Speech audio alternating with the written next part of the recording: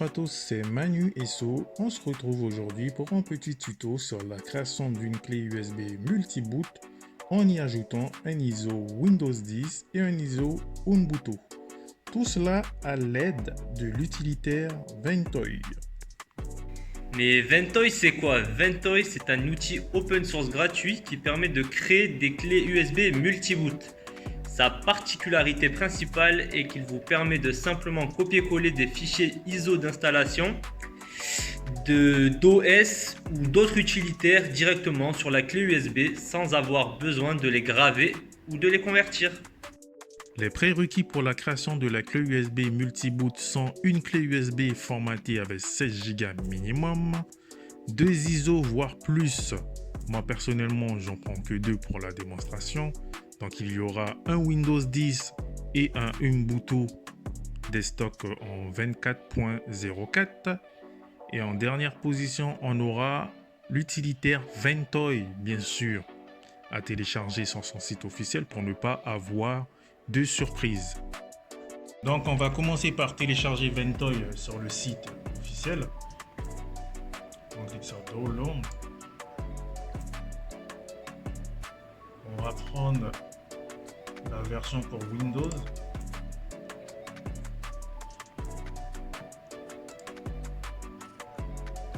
On va attendre quelques petites secondes avant que le téléchargement se lance.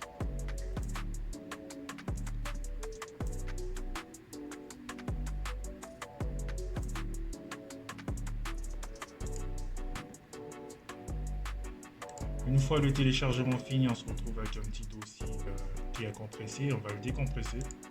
On va l'ouvrir et le décompresser. Extraire.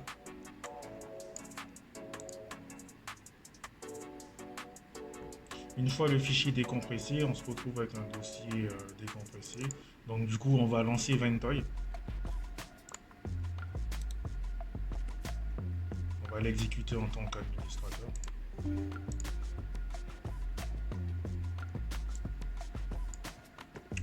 On va aller choisir l'emplacement de sa clé USB. Bon, moi j'en ai qu'une seule, donc du coup il s'affiche directement. Et là on va lancer l'installation. Bon là il me demande, il me dit que mes datas vont être perdues, qu'il va formater ma clé USB. Ça y a pas de souci, donc vous mettez yes. Continuez.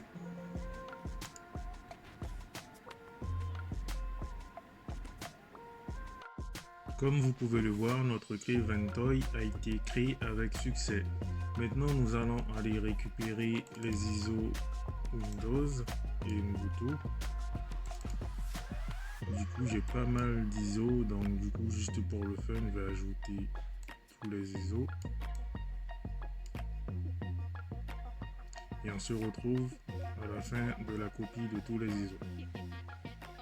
Tous les fichiers ont été copiés. Maintenant, on va passer aux choses sérieuses. Alors nous revoilà devant notre PC.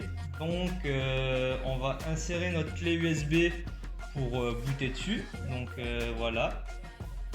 On démarre notre poste.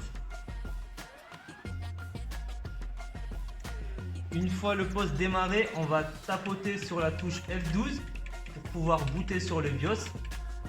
Cette touche varie en fonction des modèles d'ordinateur. Dans notre cas, c'est la touche F12. Une fois démarré, on voit bien que notre clé USB apparaît. On va pouvoir donc boot dessus.